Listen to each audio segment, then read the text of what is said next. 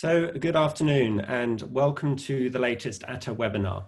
Today's ATTA webinar is with Julian Wright from African Ascents on trekking and climbing on Mount Kenya. We'll just wait for a couple of minutes just to allow people to join the room, and then I'll introduce Julian and then we'll hand over to him for his presentation.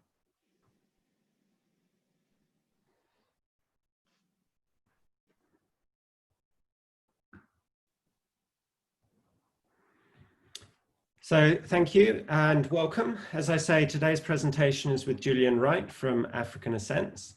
Julian's a highly experienced safari guide, rock climber and mountaineer whose passion began at the early age of 14 as has resulted in a mountaineering guiding career. Julian's guided on both Mount Kenya and Kilimanjaro, both trekking and technical climbing, as a freelance guide for tropical ice, Rift Valley adventures, Savage Wilderness and all hands on Everest. So Julian, over to you for your presentation. I, for one, am very much looking forward to this, having climbed on Mount Kenya way back in the late 90s. So Julian, over to you. Hello, everyone. It's a pleasure to be here, and I'm glad to hear that there is quite a few people who are interested in this talk about Mount Kenya and what we have to offer as African Ascents. Before I get started, I just wanted to introduce Mount Kenya to everybody here. If you look on the screen, you can see there's the central part of the screen is Nelion and Batian. Nelion is the peak on the right, Batian on the left. Both these peaks are over 5,000 meters and both require technical climbing to get to the top. And the peak over to the far right with the snow and glacier below it is Point Lonana. Point Lonana is the trekking peak, which most people would get up to. This is 4,985 meters above sea level.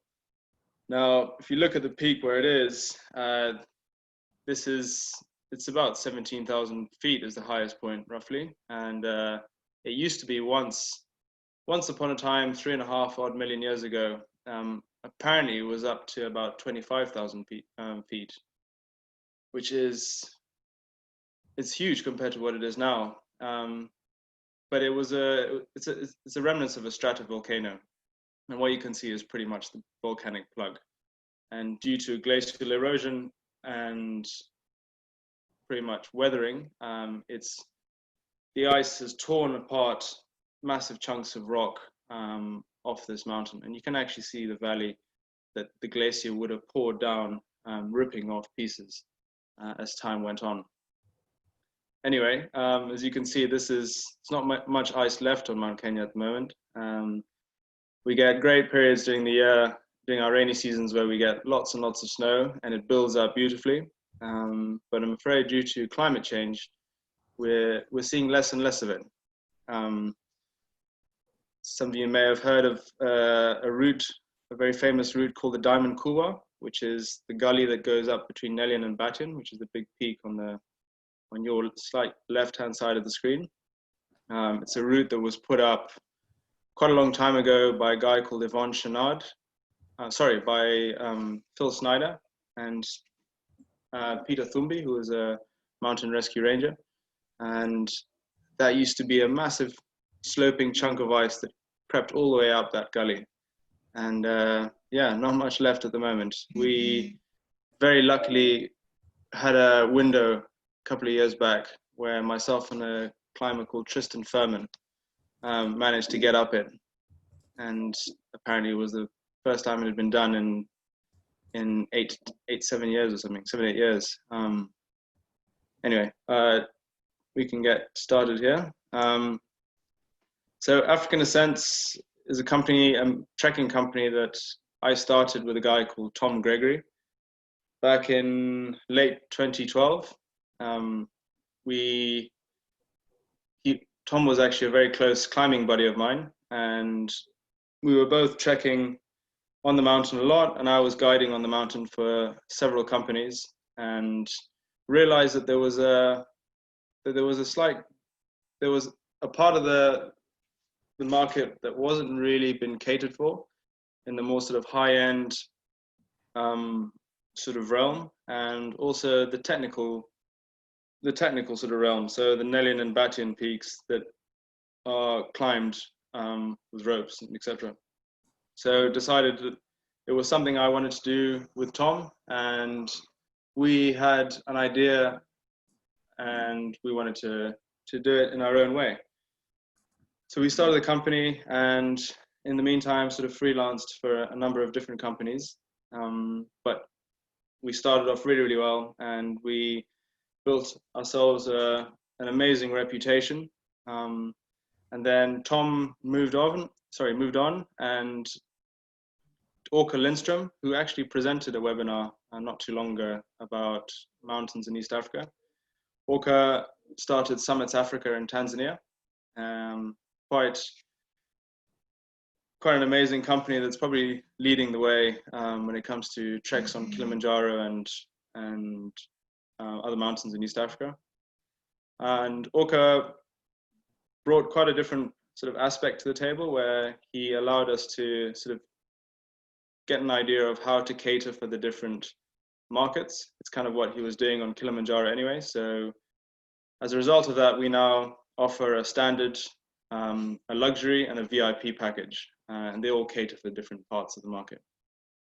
But of course, all of this growth couldn't have happened without the help of the guides who became passionate about what African Ascents is trying to do, and the sort of trips that we're trying to offer our clients.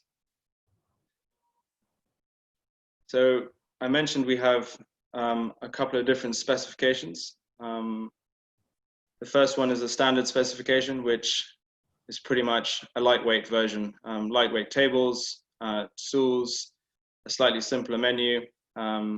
The sleeping accommodation is in these Trango three tents made by a company called Mountain Hardware. It's a very robust and comfortable tent, which is pretty much top of the range. It's a 3-man tent, and we put in a thin foam mattress, which is perfect, and it works, and nice and lightweight. It also looks pretty good at night when you light it up. Our next specification is the luxury package, which uses a similar tent, the Trango, but this is the 4-man version. So for a couple sharing a 4-man tent, it's slightly more comfortable, a bit more space.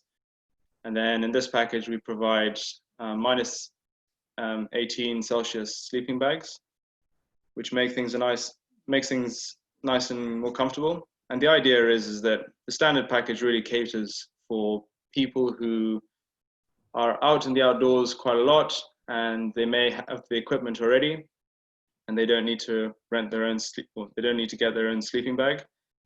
With the luxury package, we provide all of that, and it allows people flying in from the States or Europe or wherever else to actually be able to travel a little lighter, and they don't have to carry their heavy sleeping bag and as much gear. We also have equipment that can be rented, which then just eases the load a little bit. This package also has a slightly bigger mess tent or dining tent, and a slightly different chair. You can see in this picture here, it's not really a stool, it's more of a lightweight mountain chair that you can lean back on. All of our packages also all have portable Portaloos, which we provide. This is actually a picture of our camp at Lake Michelson, and the dining tent we've used in this particular package is the Mountain Hardware space station, which is the big dome you can see off to the left of the tents. It's a great, really spacious tent, and you can stand up in it, and it's comfortable for up to 25 people. The VIP specification is again different. The client tent's a little bit bigger. We provide cots as well, and a 2 to 3 inch mattress. which makes things a lot warmer, and as well as the same sleeping bag. The menu is slightly different. We provide a few more courses, and there's just a bit more attention to detail when it comes to the comfort. This is what our VIP specification looks like. Those are the tents we're using, and again, we've actually used the space station on that trip. This is actually Lake Michelson on the eastern side of the mountain. Just a little bit about the different routes that we use. You can see on the right-hand side is the orange line that slowly sort of works its way up onto the mountain. I'm afraid you can't really see the contours on this map, so it doesn't really give you an idea of the depth, but the Chagoria Route is definitely one of the most scenic routes. This is the route we like to use, the orange line up, and then we prefer to go down the Sirimon track, which is just a nice sort of straightforward descent. It can take a little while.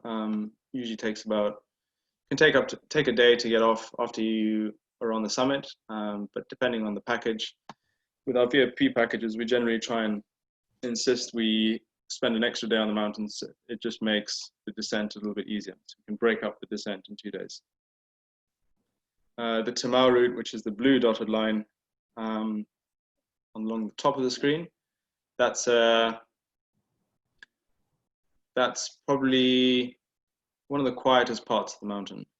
Hardly ever see people on it, and it's a lot more of a gradual ascent and allows for some incredible views of the northern part of Kenya.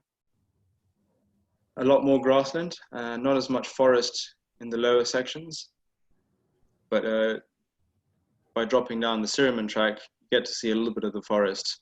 You can see in the green patch on the last day when you come down. This is a few pictures of the Cholgore Route.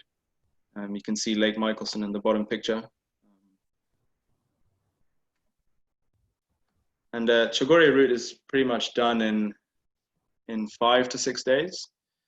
6 days would allow for a slightly slower descent, which for groups that are slightly older, that's usually what we recommend. It just makes a bit more sense to take it easy and recover from that early morning start that one would need to go to Lonana. So the lower section of most of our treks are in the forest, except for the Timau route. This is Lake Ellis. This would be the second day on the Chagoria route. The first day would be in the forest, and then the second day you come up to Lake Ellis, and you can see the peaks of Lonana and Nelion Batian in this sort of central right-hand side of the photo. For packages that are people who are interested in fishing, fly fishing, both Lake Ellis and Lake Michelson, and actually a few of the streams lower down, have some fantastic rainbow trout. And actually some of the streams have brown trout in them as well. The trout were originally brought in the 30s, 40s, I believe. And they were actually originally stocked in the Aberdares, which is a mountain range off to the west of Mount Kenya. And then eventually they were brought up and stocked in some of these lakes. You're probably wondering, how on earth do you get little trout into a lake like this? Well, it's quite incredible. There were some very keen fishermen who would fly in with their airplanes and throw the fingerlings out the window as they flew past, and slowly, yeah, the fish have actually done really well. This particular lake, Lake Ellis, they don't breed very well here, or they don't breed at all. So this relies on people stocking this lake, but it's pretty well stocked. And we've actually worked with Tropic Air, which is a local helicopter company. They run charter flights around the mountain, and we've actually stocked this lake over the last couple of years. So the fishing is actually really good at the moment. And then Lake Michelson is the third day after Ellis. And this is actually the picture lower down, gives you a view of Lake Michelson in the bottom left. You'd walk along that peak in the middle part of the picture. which is known as the temple, and then you drop down onto the lake. This lake is an incredible spot to fish. The fish breed really, really well here, and which allows for us to be able to take a few fish to the kitchen after a successful day of fishing. And yeah, it's always really nice for the clients who are keen fishermen and fisherwomen. A lucky day. This is me on Lake Ellis. And with the fishing packages, we are also able to offer just a completely fishing orientated trip. So the clients wouldn't have to go to Point Lonana, trek.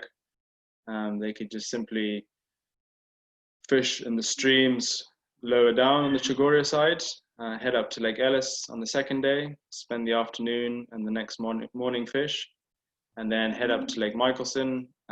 Lake Michelson is an incredible spot, as I mentioned, and particularly beautiful in the mornings. It gets the morning sun, and it's just a magical spot to be. So we generally like to delay our groups, whether they're fishing or not, and spend the morning at Lake Michaelson. And it can be a little bit cold. When I say a little bit cold, it drops down to probably -2 or 3 degrees Celsius. Apparently it drops down a little bit lower than that, but I haven't been able to record it myself. So nice place to wake up, warm up, and go for a morning fish, and then come back and hang out. But this is a tent that really suits the fishing packages. This is a tent teepee, and it has a wood burning stove inside it, which is fully collapsible. And this whole package, or the whole tent and everything, can be moved every day. Yeah, as I said, it suits this package really, really well. It's just really nice to have a warm tent to walk into after a long day of walking. And if you get a little bit wet and you're fishing, this really works quite well. This is a picture of a really beautiful spot on the Timau route. There is a little bit of fishing on the Timau route, but not as much as the Chogoria. But as I said, this is a fantastic spot for people who really want to just be in an environment where they're almost guaranteed not to see anybody at all.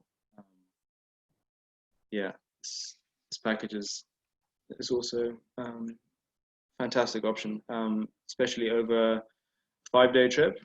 It can be done in 4 days, but due to the altitude and the altitude-related illnesses that people sometimes pick up, we try and recommend people to spend as much time as possible on the approach. So if you can, try and get your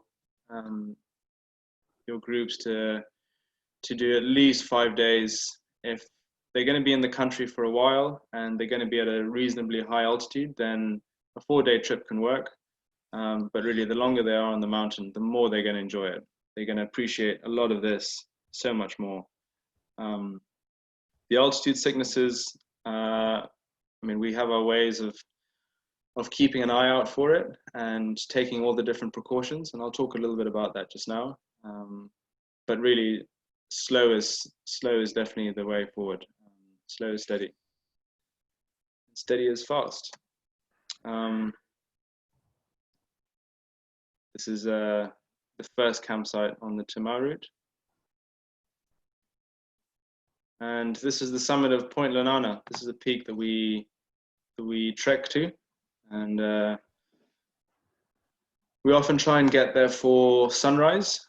But we have had quite a few groups that actually prefer to go up here in the evenings. It all depends how people are feeling. If people are feeling strong and the weather's really stable, then we'll sometimes go up there for an evening sort of sunset summit. As I said, it all totally depends on the groups, but the reason why a lot of people prefer to get up here in the morning is because if something were to happen, then at least you have all day of daylight to get somebody off. But if the group is feeling really strong and everyone's willing to go nice and slow, then it often is worth it. This is a picture taken about 5 years ago We had lots and lots of snow, and yeah, Mount Kenya sometimes does look like this. This is actually a picture taken of someone who was on the mountain with us. They were shooting a documentary about climate change, and this is him sitting underneath the Lewis Glacier, which is the glacier you saw on the first photo to the left of Point Lonana. The descent is often an area that we are really, really careful of because people get tired, and this is often where accidents happen. So we like to take it really, really slow. So if we can break the journey up into 2 days, then it's a little nicer. Best time of the year to climb Mount Kenya? Well, it's ideal over the Christmas period up until February, March, and then it's better to hold off for the rainy season, which is often mid-May through to July, and then it dries up a little bit on the mountain. So ideal to tag it onto a safari or a trip to the Masai Mara. And you can see with this graph, this is when the migration is usually happening. So ideal to try and do it, to tack it onto a wildlife safari. I'm just going to scoop back one more. Just to talk a little bit about our safety standards on Mount Kenya. We have a routine check that we do with our clients every evening, where we take their oxygen saturation readings. So we've got a little device known as a pulse oximeter, and we put that onto our clients, usually a pointer finger, and that gives us a reading of what the oxygen saturation is in their blood, and that usually gives you an idea of how somebody is acclimatizing. And it's all recorded along with a number of questions: how they're feeling, if they have a headache, what is it on a scale of 1 to 5, how much water they've had, have they been to the toilet, and all of this is all has a point system, and by the end of the evening you can work out how everyone's doing. Does the group need to slow down a bit? It also gives you an idea if people are drinking enough. Obviously, the more you drink, the better you feel. The more you eat, the better you feel. So it's really a good way for us to keep an eye on how people are doing and how people are acclimatizing.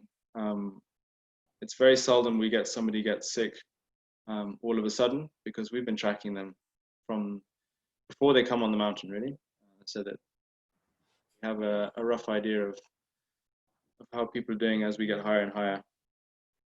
If something was to go wrong and somebody needed to get off pretty quickly, then you can usually see it with the oxygen saturation levels, and we can make plans to get people off before it's too late and before it's too uncomfortable for somebody to move. If it happens all of a sudden or something unexpected happens, then we have a really strong group of porters, and we can walk people off. If the weather is clear and we can get a helicopter in, then we can get a helicopter into virtually anywhere on the mountain. We work really closely with Tropic Air, and they just know the way we operate, and they know our campsites, and we've got a great operating procedure with them. So it just makes all of that really quick and quite smooth. We hardly ever have to get a helicopter involved, but when we do, it's always worked out really well. Safari extensions. Yeah, I mean, Mount Kenya is a great location to come to. It's a long way for people to travel out from the United States or Europe, but if you can tack it onto a safari extension, and vice versa. We've had clients who would love to come back to, or people we've met who'd love to come back to Kenya They've stayed in a particular lodge. They got to know some people and had a real bond with parts of Kenya, and they want to come back. And it's great to have Mount Kenya as another option, or another trek on Mount Kenya. And it's just it's a great combination.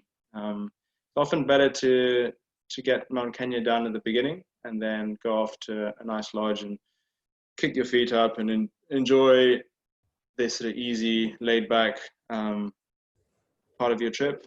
If people have a little bit more time and they're able to visit maybe the Masai Mara before, and then climb Mount Kenya and then go off on another safari package, that also works, or go down to the coast. It's all possible, and we're happy to help suggest and recommend different locations. One of which is Borana Lodge. This works really well for the luxury and VIP packages. Borana Lodge is in Laikipia, and it's really not that far from the end point of our treks. It takes a couple of hours at most in a 4x4, and then you have those incredible views and really warm employees that look after you really well, and it's just got a great vibe to end a trip on.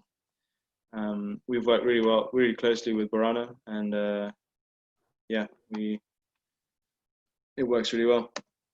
Old Pedge to Sweetwaters is another great location for maybe the standard or the luxury packages. It's a little bit cheaper, but they have the big five, and yeah, plenty of wildlife viewing opportunities. Yeah, I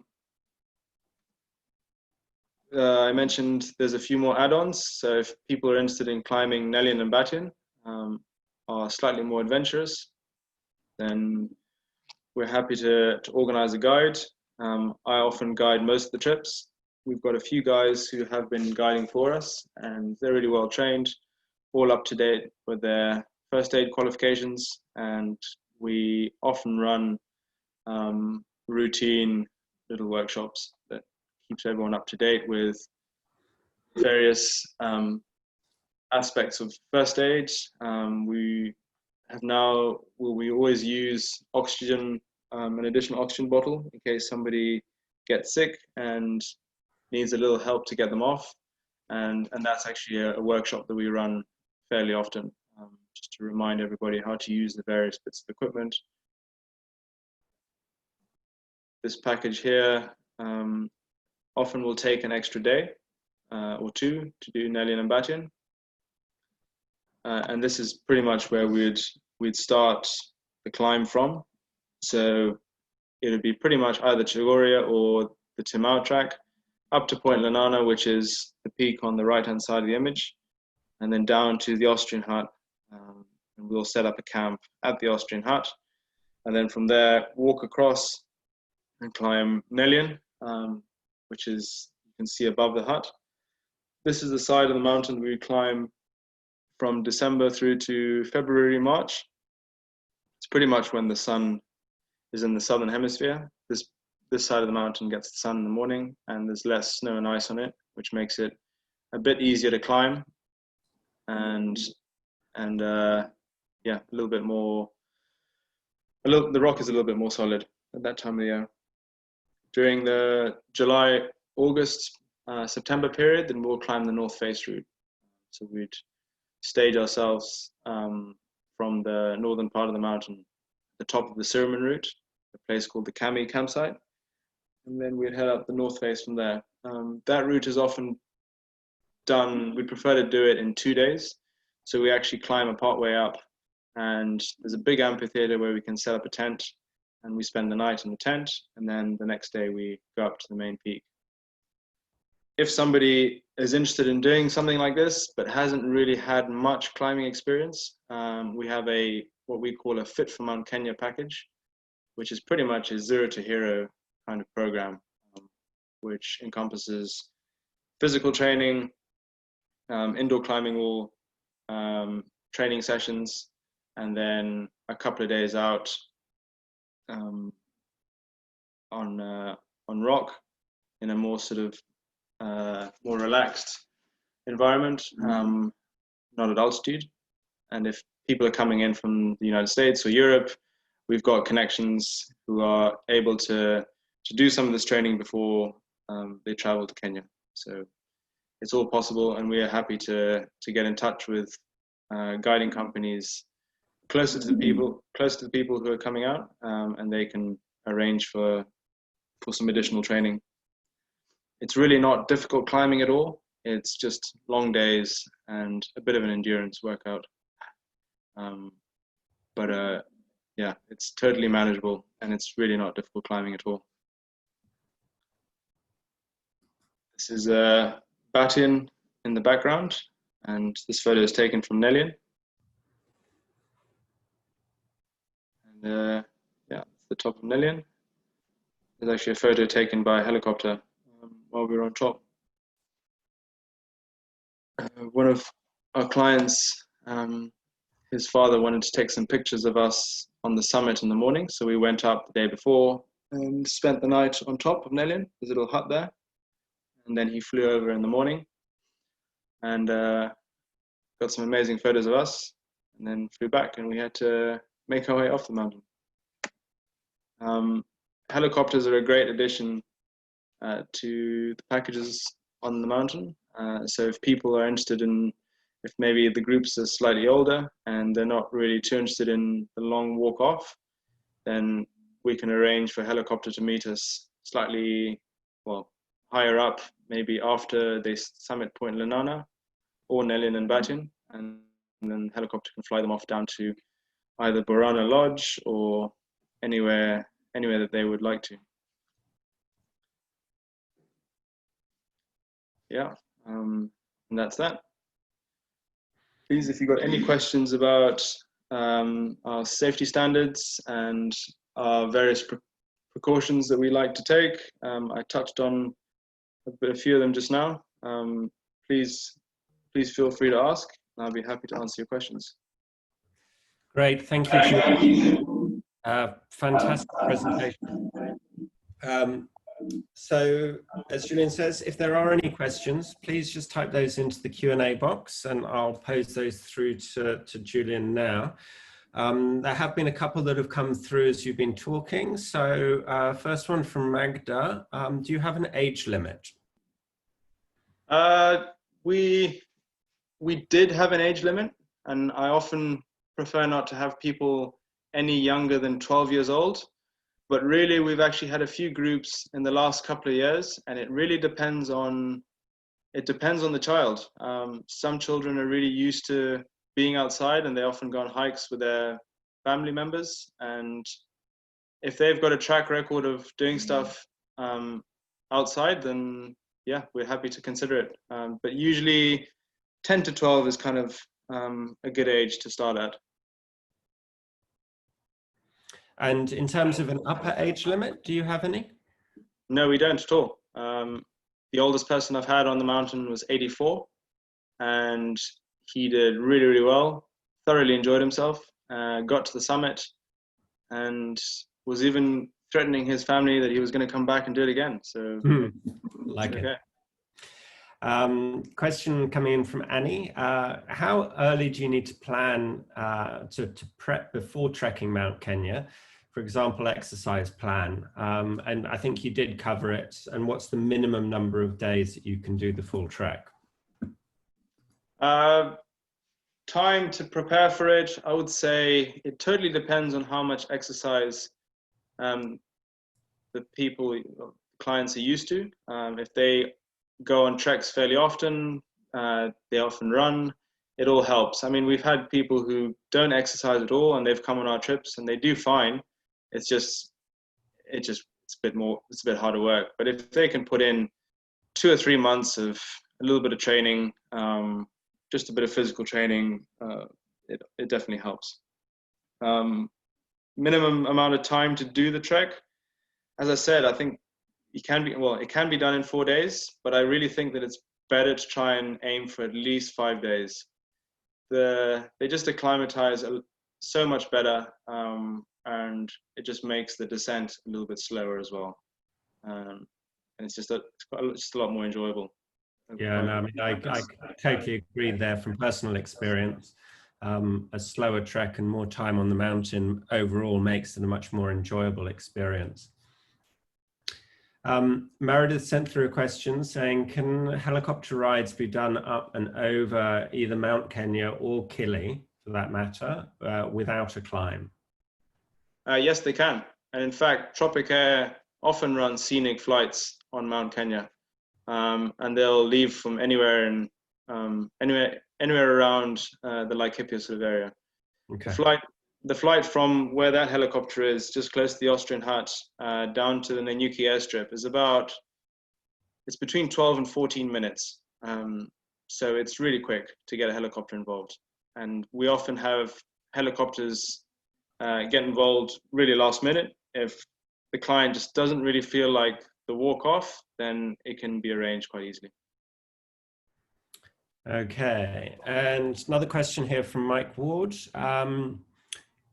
Do you have a maximum number that you'll take on a climb?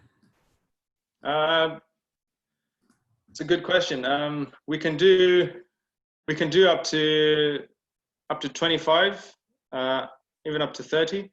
But after we've teamed up with Orca in Tanzania, he's pretty much running exactly the same specification as we are. So exactly the same tents, everything's virtually the same. So we have a lot more tents available. So we'll comfortably do, 30, 40 if we have to.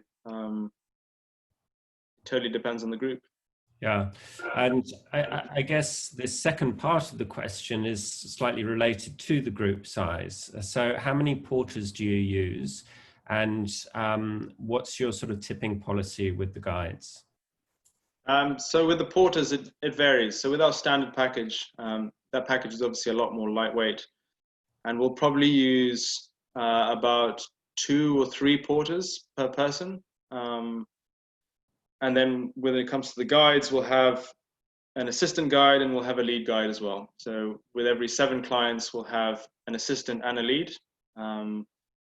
And as soon as we go over 7 clients, then we'll have 2 lead guides and 2 assistants.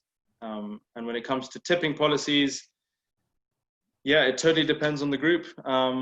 But we kind of recommend every client putting aside between $50 and $100. There's no expectations at all with our guys on Mount Kenya. We're probably one of the highest paying companies when it comes to paying salaries. And everybody understands that tips are just a great bonus, but there's certainly no expectations. We have a lot of our groups that just don't tip at all. And it's totally acceptable. Fantastic. And we've got one final question that's come in, and then we will wrap up. From Julia, are there scheduled departures or private? If you've got scheduled departures, what are the minimum numbers required for it to be guaranteed to run? Our scheduled departures generally are based on about 4 packs. And private trips, we're happy to put together a bespoke trip at any point. We don't have any scheduled departures yet, and I'm sure everybody understands in this current situation it's a little difficult.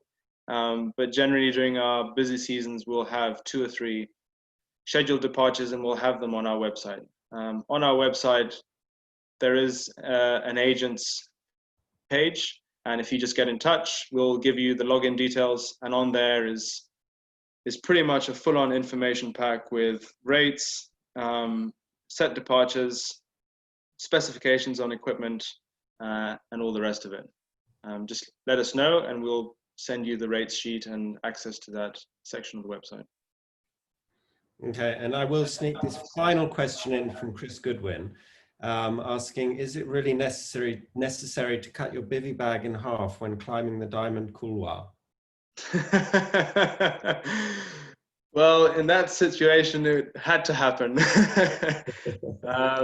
It was raining and we were all a little cold, and Tristan's Tristan's bivy bag suffered the consequences. Well, Julian, thank you for a fantastic presentation. It certainly brought back some memories for me. And as I said, when Orca did his presentation on various other treks in East Africa, it's definitely long overdue for me to get up some mountains in East Africa. So thank you for the presentation. I will be sharing the recording with everyone who'd registered. So if you missed any of it, that will be coming out through to you.